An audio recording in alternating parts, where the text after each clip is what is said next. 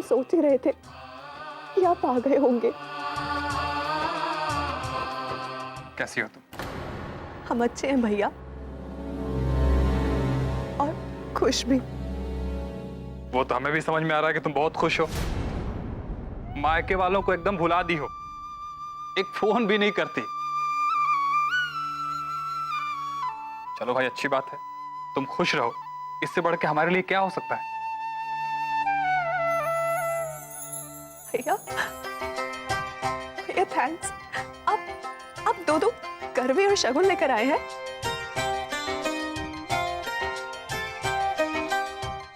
कालिंदी दीदी,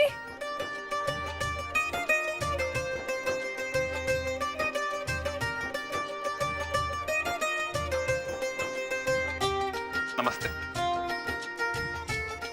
दीदी कल तक ये सिर्फ हमारे भाई थे, मगर अब ये आपके भी भाई हैं।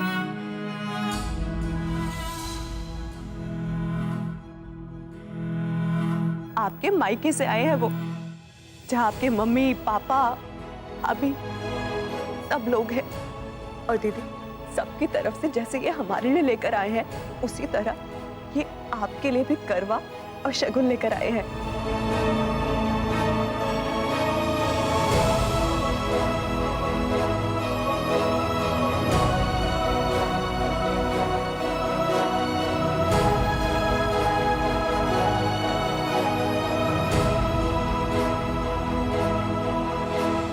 दीदी, ये आपके लिए।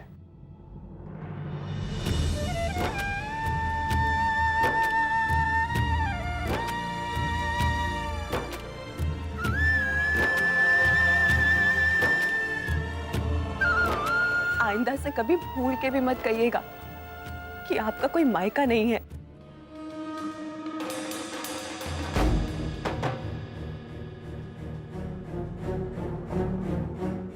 नमस्ते। सासू माँ, देखिए, प्रभात भैया हमारे लिए भी लेकर आए हैं ये करवे और शगुन। हमें हमेशा से लगता था कि हमारा कोई मायका नहीं है और ना ही कोई भाई, लेकिन अब से प्रभात भैया हमारे भाई हैं। झरझर वाली के मायके की जगह कभी छोटकी बहू का मायका नहीं ले सकती।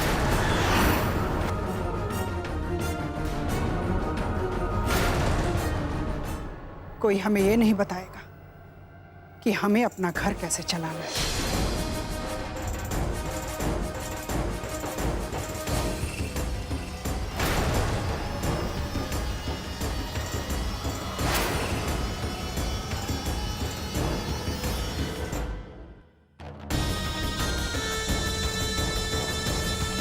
प्रभात बाबू, आप अपनी बहन के लिए करवा ले आए, बहुत अच्छा किया, लेकिन आपको झरझर वाली के लिए करवा लेकर नहीं आना चाहिए।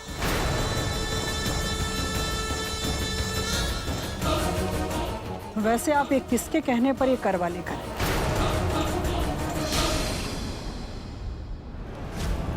कब से इस घर का निर्णय आप करने लगे?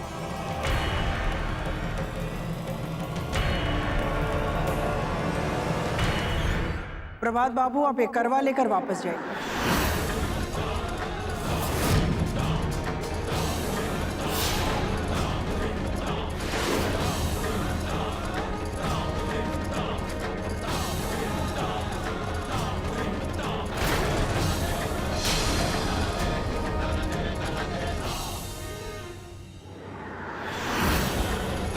लीजिए।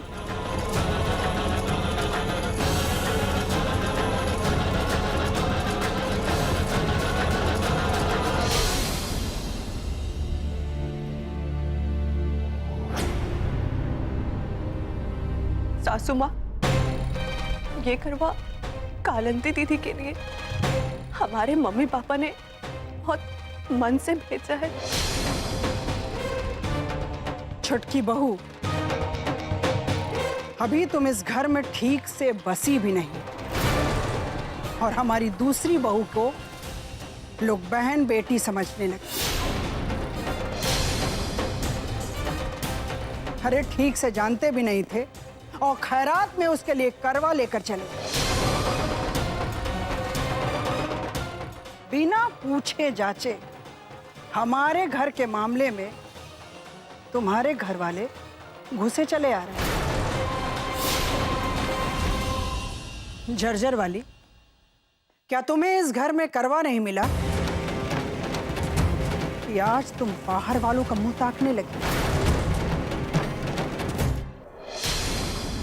माँ जी, कालिंदी दीदी का मायका नहीं, तो मैंने सोचा कि उनके मायके की तरफ से अब सिया के लिए मैं करवा ला ही रहा था। तो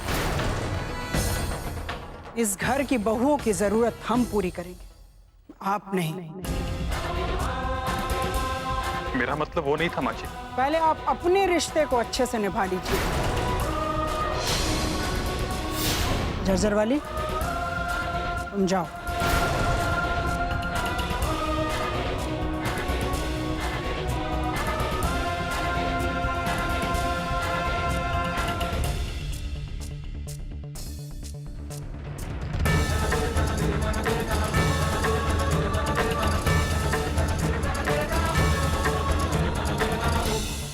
सासू माँ, इसमें दीदी की कोई गलती नहीं है। ये सब तो हमने बोला था। वो गलती करने की हिमाकत भी नहीं कर सकती। और रही तुम्हारी गलती करने की बात, तो अमान को मान में कैसे लाया जाता है हम अच्छे से जानते हैं। और तुम्हारी गलती भी सुधार ली जाएगी।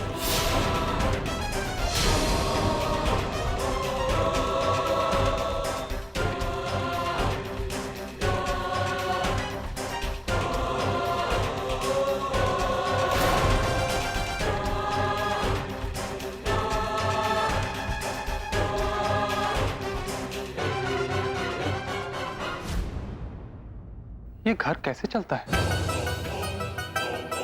मुझे समझ नहीं आ रहा। सिया, सिया तुम इतने डिक्टेटर माहौल में कैसे रह पाती हो? नहीं भैया, ऐसी कोई बात नहीं है। बस यहाँ के थोड़े आदर्श और उसूल अलग है, रहना सहना अलग है। बस उसी में घुलने मिलने में थोड़ा वक्त लग जाता है, और कुछ नहीं।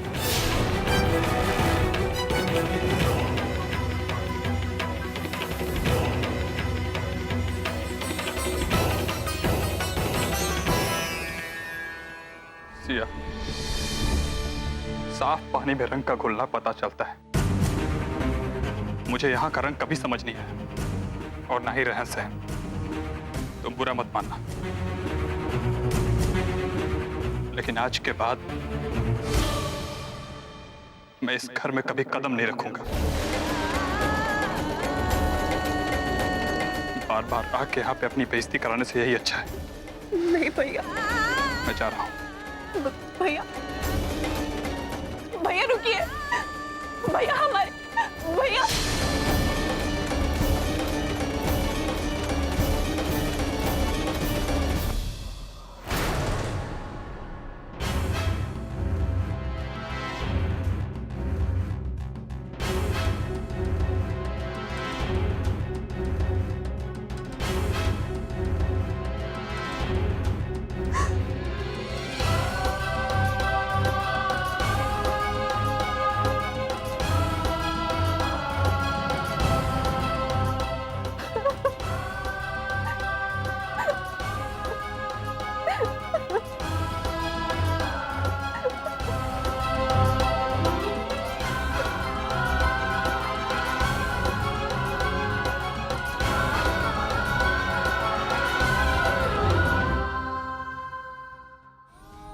दीदी,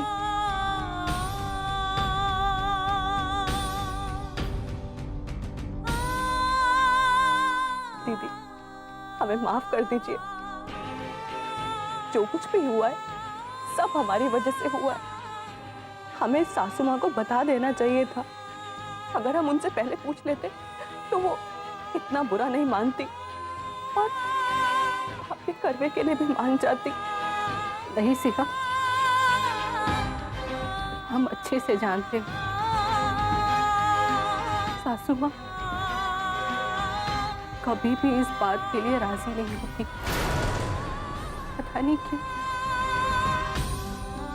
वो हमेशा हमारे साथ ऐसा ही करती है, ताकि इस घर में जो कुछ भी हमारे साथ होता है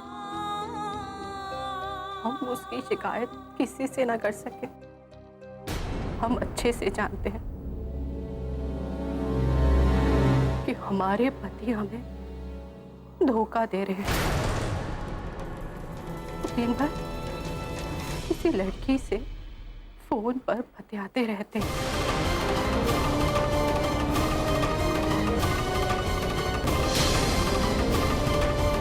नहीं दीदी, ये आप क्या कह रही हैं?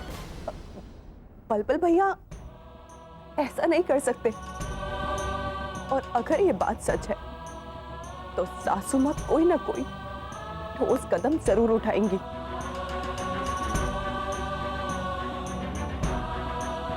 उनका बेटा उनकी नजरों के सामने बार बार हमारी बेइज्जती करते हैं, लेकिन उन पर कहाँ कोई फर्क पड़ता है। उनकी नजरों में तो बहुओं के साथ ऐसा ही व्यवहार होना चाहिए। अगर उनके बेटे ने पलटकर उल्टा कोई व्यवहार कर दिया तो वो यही कहेंगे कि वो तो लड़का है ना, और लड़के तो ऐसा ही करते हैं। पत्नी को चाहिए कि वो पति पर लगाम लगाए। अगर किसी कारणवश वो ऐसा नहीं कर पाई तो इसमें पति की कोई गलती नहीं, सारी गलती पत्नी की है।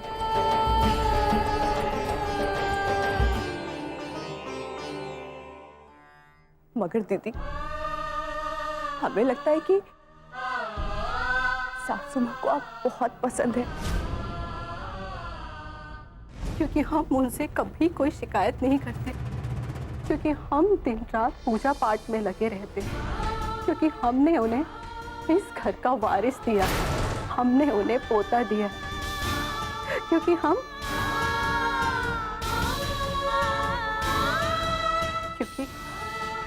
सासू माँ से डरते हैं।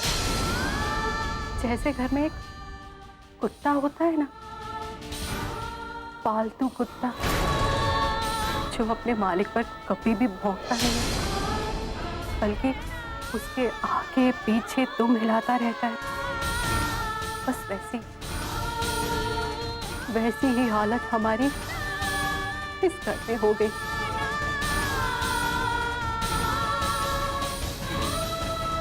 सासू माँ हमें पसंद करती ना, तो सच में हमसे कभी वो खुशी नहीं छीनती। हम बहुत खुश थे कि हमें भाई मिल गया।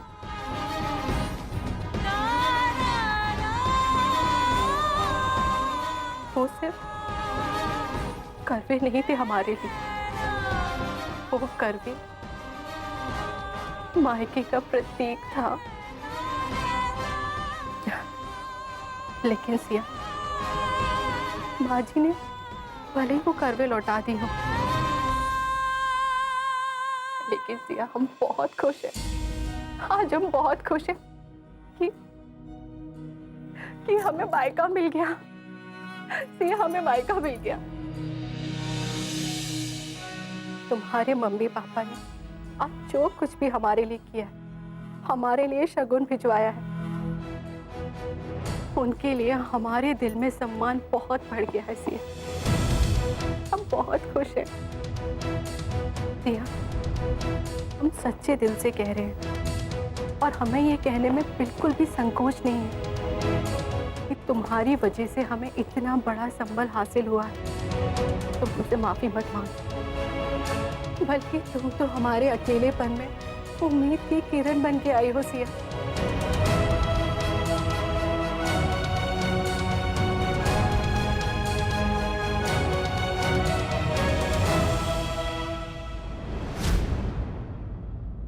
भाभी,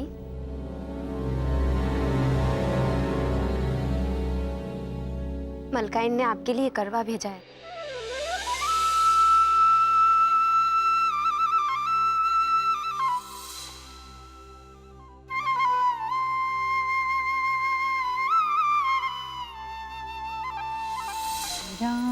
रामचंद्र कृपाल भज मन हरण भव भय धारुण नव कंज लोचन कंज मुख कर कंज पद कंजारुण कंदर्प गणित अमित छवि नल नील सासू माँ,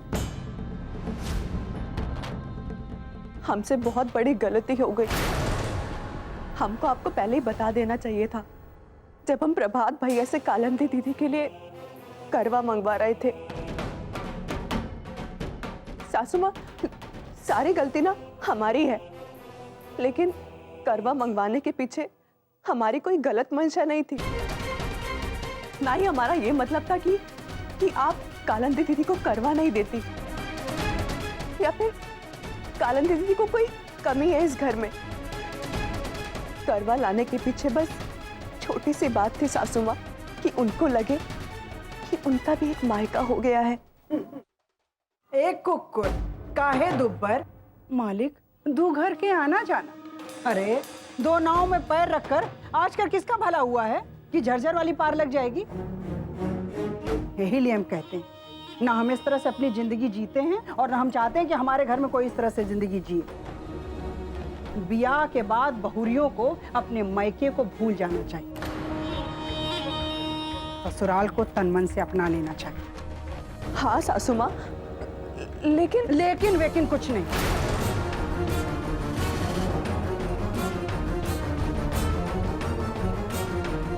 जब झरझर वाली को मायके की जरूरत ही नहीं, तो किसी और के घर को मायका बनाकर उससे रिश्ता क्यों जोड़ा है? हम उसे बहू बनाकर इस घर में लाए हैं और ये हमारी जिम्मेदारी है कि उसकी हर जरूरत का हम ख्याल रखें और उसे पूरा करें। अतुरा के जो तुम गलती आज की हो, इसे दोहराई ना तो तुम्हारी खैर नहीं।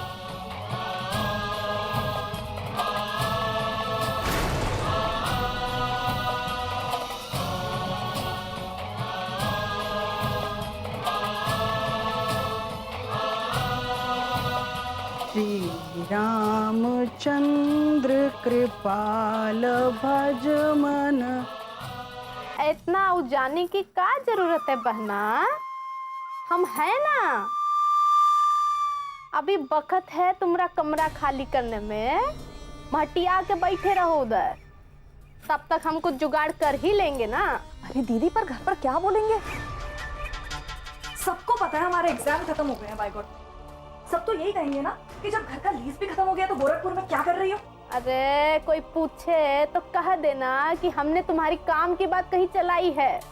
अब इतना पढ़ लिख के गोबर ही थापती रहोगी का, काम नहीं करना है।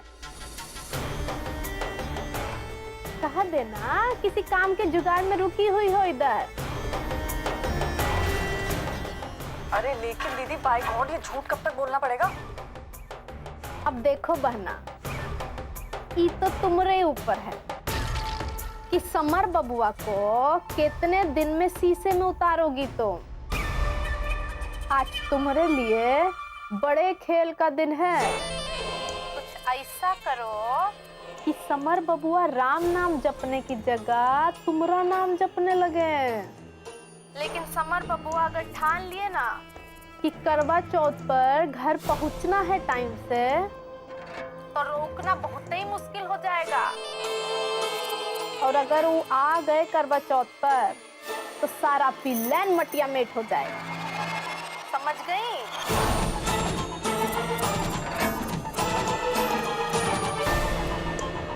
आप फिक्र मत कीजिए दी, by god, just leave it on. लगता है समझ ही आ गए भाई दी। हाँ ठीक है।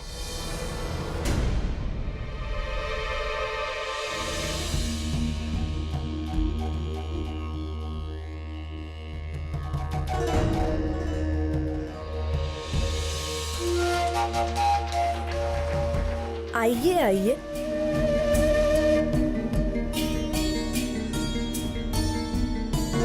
वक्त से पहले तशरीफ तो ले आए आप,